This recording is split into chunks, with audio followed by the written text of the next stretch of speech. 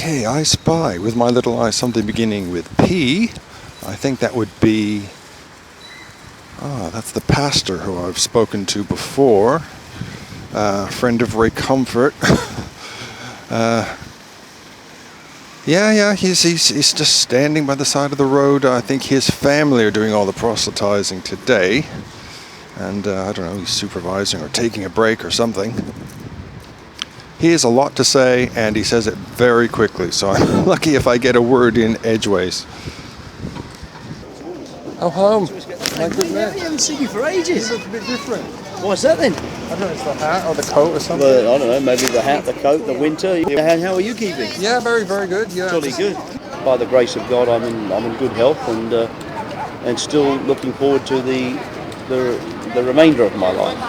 Good. Are you getting many down at the hotel? Yes, we've got, and not just that, on Twitter and Facebook and that, there's thousands of people who tune into what we're doing. Have you ever watched any of my videos?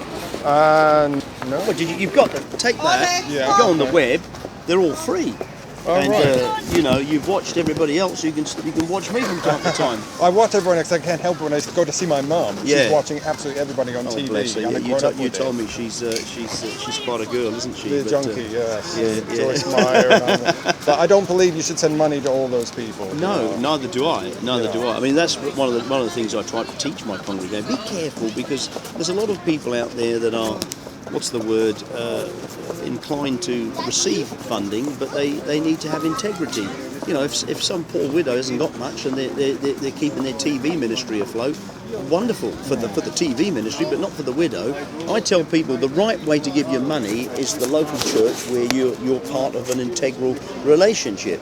And you shouldn't. I mean, we've got another guy in our church, he gives everything to animals. He's got 22 charities. I think it's better to give it to a church, because when you give it to a church, people will proselytize as well. We say to him, look, you can't save all, you're not Dr. Doolittle, you can't save all the animals.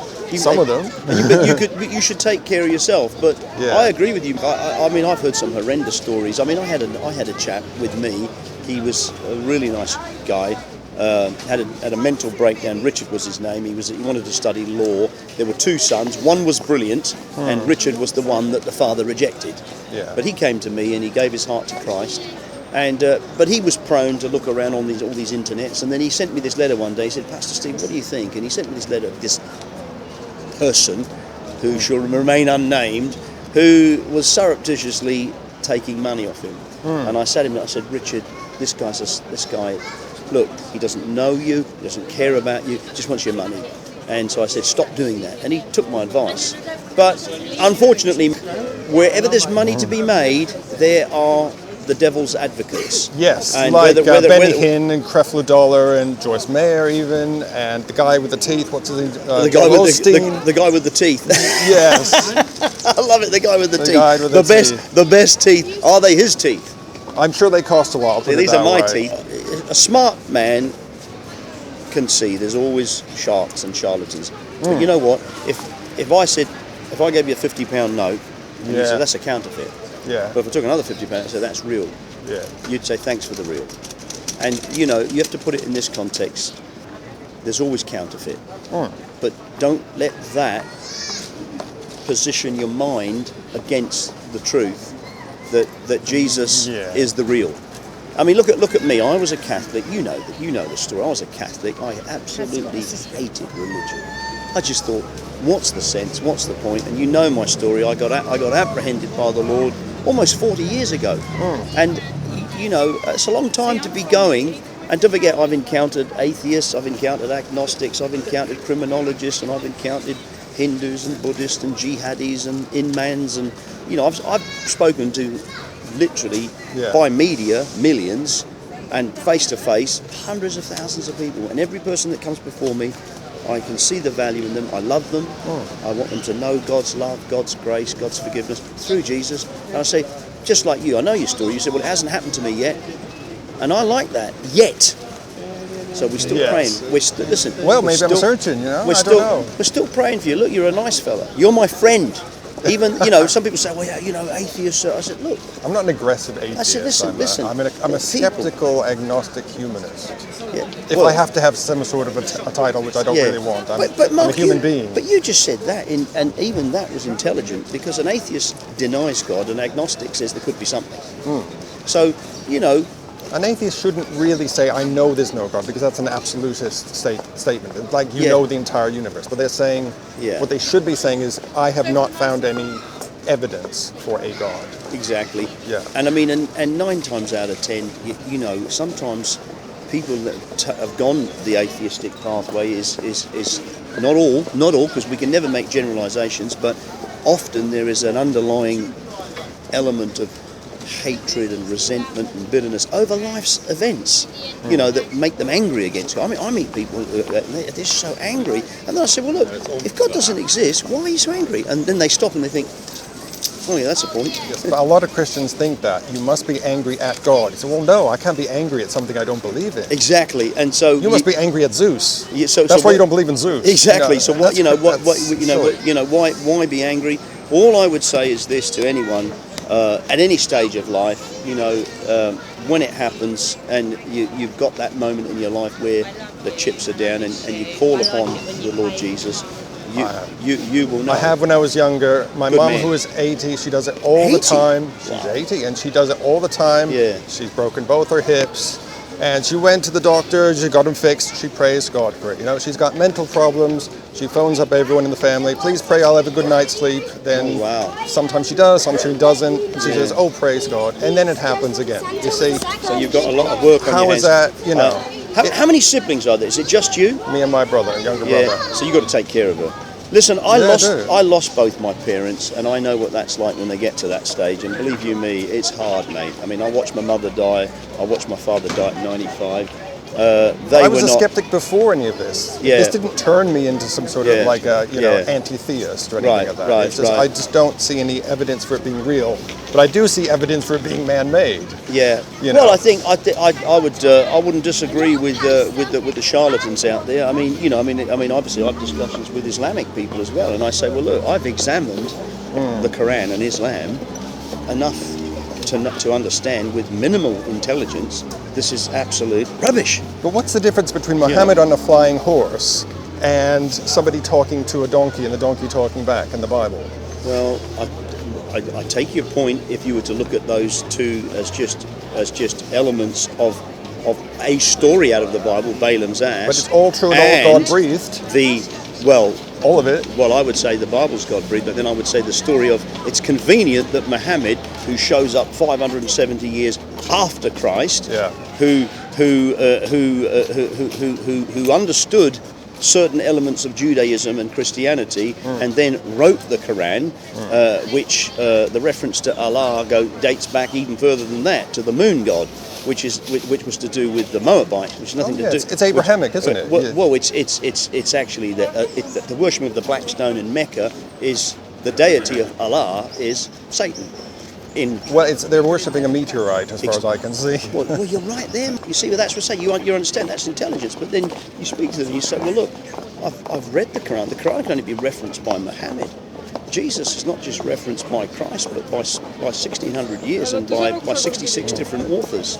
And not just that, 2 billion people have encountered Christ and his reality. So, it's convenient that now Muhammad decides to get on Pegasus, the horse, and fly to Jerusalem and stick a mosque down on the temple site. Yeah. Because they're waiting for the 12th in-man who will never come. I mean... And you're waiting for the rapture, which won't come because that's a story. Think how intelligent Satan really is. If he does exist, C.S. Lewis, Christ is either liar, legend, lunatic, myth, or the truth. If he does exist, think how clever Satan is to trap 1.6 billion people in the belief that if they blow themselves up, they're going to get 72 virgins in heaven. It's ludicrous. It's one less terrorist every time that happens as well. Think how intelligent the devil is to set up Roman Catholicism, where you've got about 1.6 billion who really don't have a personal walk or relationship with Jesus at all.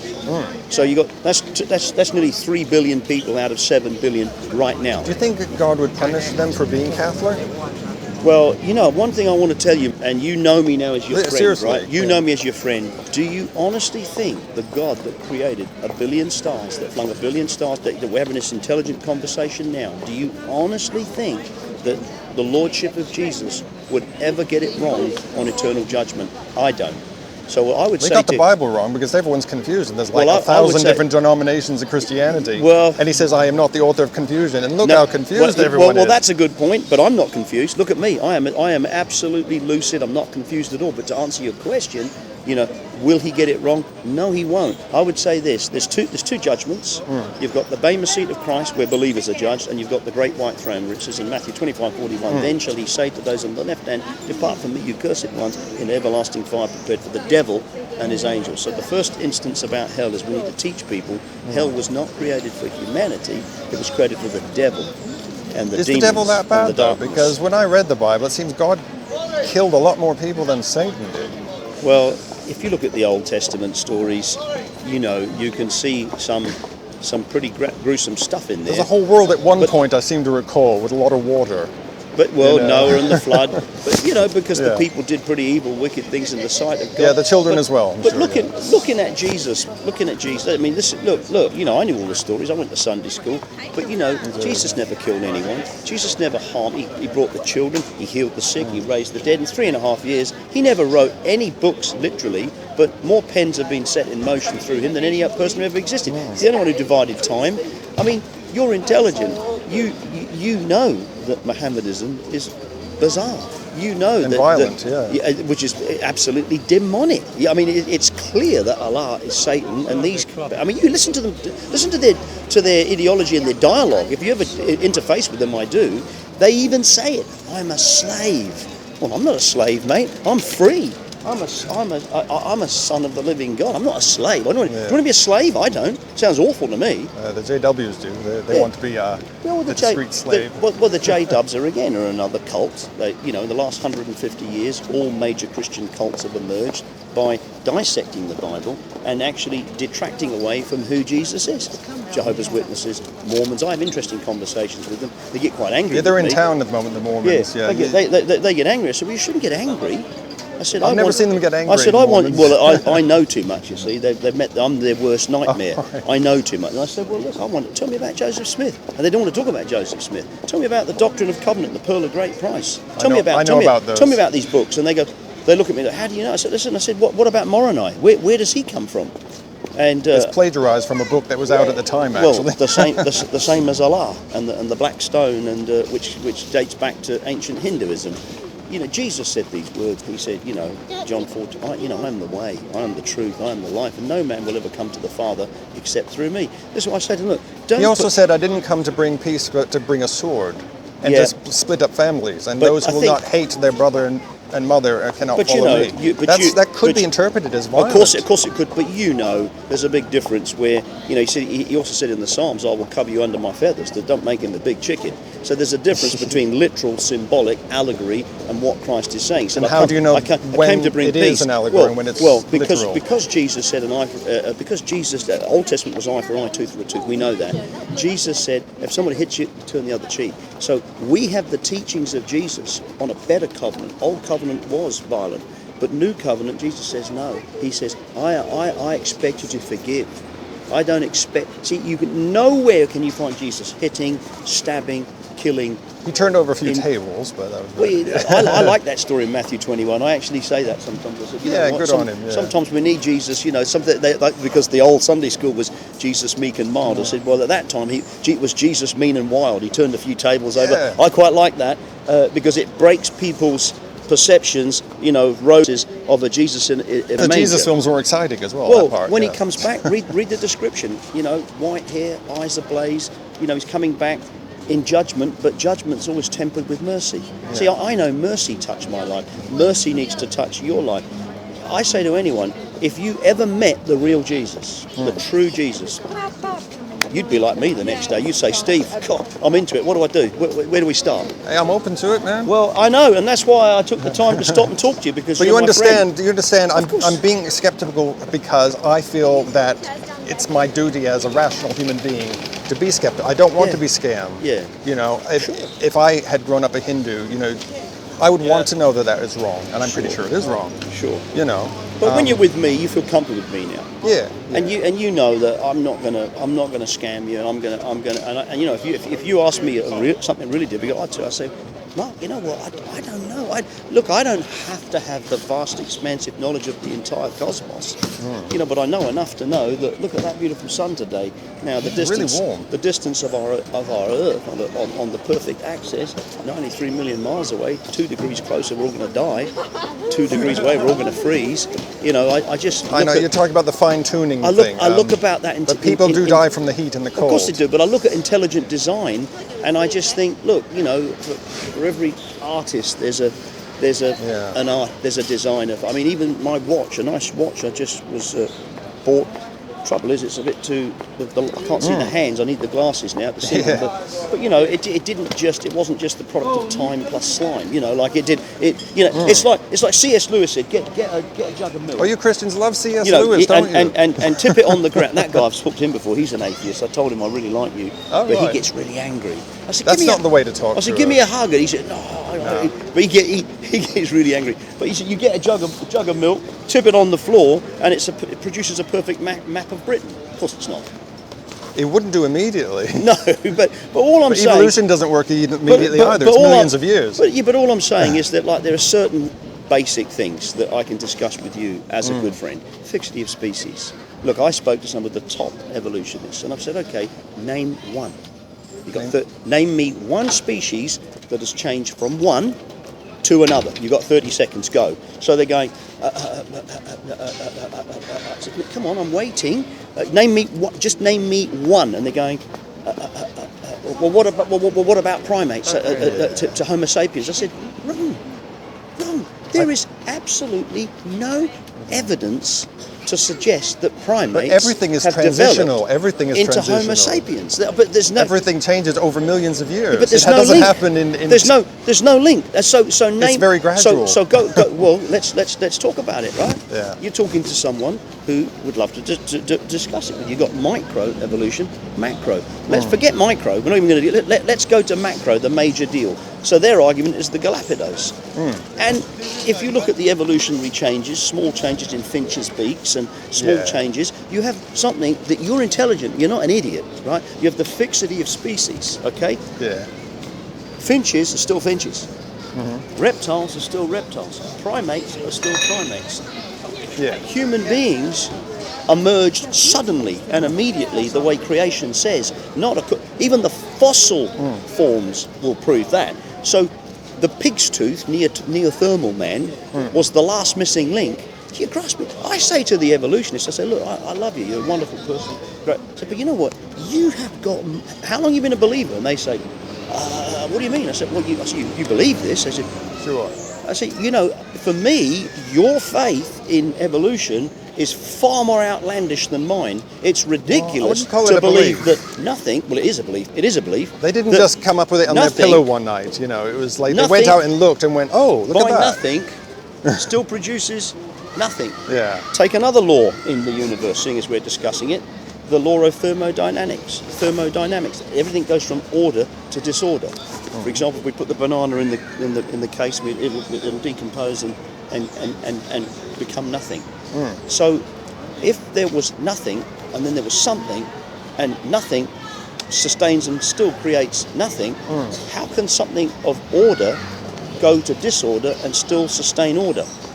What I'm saying is it's too vast and perfect to be... I mean, even... Molecules always become molecules. Right, but here's the thing, though. Even the scientists, they're now calling themselves creation scientists because they are now having to admit, according to the laws of science, that evolution is inconsistent with scientific approach to reality. I think you're talking about believers who happen to take up science. No, they're still not believers. Yeah. No, these are still agnostics. I've never heard of that anyway. No, they're actually saying that it's impossible, based on the knowledge they now have, that it all just happened. There must be some intelligent design. So that's encouraging. So that means that God has been around forever. Who made God? Well, yeah, you see, I knew you'd say that, but then so he's always had the ability to create a universe. But then forever. you deal with eternity. Now you deal with Chronos. That's that. Yeah. And then you deal with kairos, the Hebrew word for God's existence in eternity. It's called eternity past. God is, it's for the finite mind, your mind, and it's too much to grasp the concepts of eternity. But all I know is this, so I can say this to you, because it's right there in the Bible, in the book, Ecclesiastes 3:11, it says in there, but God has set eternity in your heart. Right, set it in your heart, which means whether you acknowledge it or not. You see, because the guy who's like the fear and the hedonist, he doesn't care. He just thinks he's living for now, but doesn't realise eternity's still there. So if God set eternity in your heart, even though your mind denies it, you still know it. See, I used to think to myself, what if it was all true? What if when you die there is an eternity? What if there is a heaven? And what if there is a hell? And I'd sit and think about it. I was only 18, 19, and I'd think, well, if there was a hell, I don't want to go there. If there was a heaven, I'd want to go there. And I'd start thinking in my mind, well, what predetermines who goes? Of course, then you're into fatalism, like Doris Day. Whatever will be, will be. Nothing you can do about it. Until one day I discovered that no, you've got a choice. You've got a choice. What if there's reincarnation? Shouldn't you be studying Buddhism to get out of that cycle? Well, now you're into Hinduism. I debated. It's been around longer than Christianity. Several thousand years longer. I debated with the Hindu philosophers, and I asked them. I said, look, do you believe you've been here before? No. Do you know what you're coming back for when you know? That's the problem. I said, nobody knows. So give me the path. He said to me, well, you got a short path, you got a medium path, you got a very long path. So which path are you in? He said, I don't know. I said, well, look, all I'm saying to you is the good book says it is appointed unto a man once to die, and after that the judgment. You see. But their book, the Bhagavad Gita, you'll agree that was written by people a long time ago trying to figure out the universe. Sure. So why can't the Bible be the same thing? There's lots of contradictions. You have the God of the Bible who's very wrathful, and then Jesus who brings this new covenant, who's supposed to be one and the same with the Father, and supersedes the old. Basically says, oh no, that's all wrong. We're going to change it. Why would he change something that was perfect? Well, Jesus is the embodiment of God, because until Jesus walked on the earth, that they only had ancient Judaism going back 6,000 years ago, and we can see from that it was deeply flawed. Hence the Ten Commandments, which is fascinating because there's not much greater in existence today in terms of moral law than the Ten Commandments. But Jesus says, he sums it all up in two commandments. He said in two commandments, love the Lord your God with all your heart, mind, soul and strength, Matthew chapter 22 verse 36, and your neighbour as yourself, and on this hang all the law and the prophets. So he just does away with like 2,000 years of Judaism. Of course, the Jews don't accept Jesus. You know that. I can. So, who is Jesus? And so I go back and I say the Bible. Lines in the book. I say the Bible. I said the Bible. You can't. The Bible is like, it's closed to someone who's not really opened their heart to Christ. It's just another book. But to put it on the same context as the Quran is just an anathema. You're having a laugh. Please, And then to put Jesus on the same plane as Buddha, Muhammad, Krishna. Buddhism is an eightfold path to righteousness based on atheism, nothing to do with God. Hinduism is a series of repeated reincarnations. I mean, this is probably the best conversation we've had together, which I guess, which lets you know that, I'm not speaking to you rhetoric. I'm speaking to you what I understand. And there is an answer. If you say something that stumps me and I go, then that'll be interesting. But so far, Well, obviously, at the end of the day, the issues are. I have a skeptical reply. It's faith. It's faith. Yes, and I'm happy to talk to you on that level because of our friendship. But faith is that element where it's irresistible. I mean, people say to me, "So you did that?" I'll be honest with you.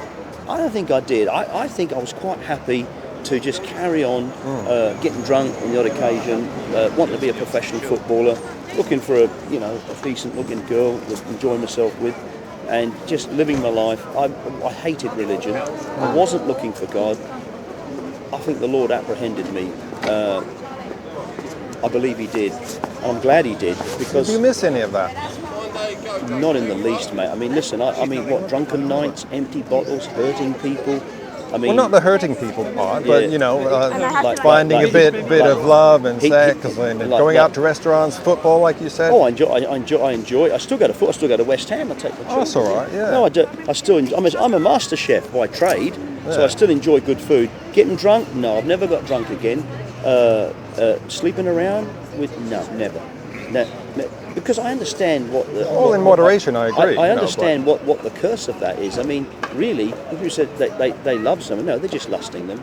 The same whether it's LGBT or whichever side it is, it's just lusting. I mean, isn't that the way we're made? And I do mean made.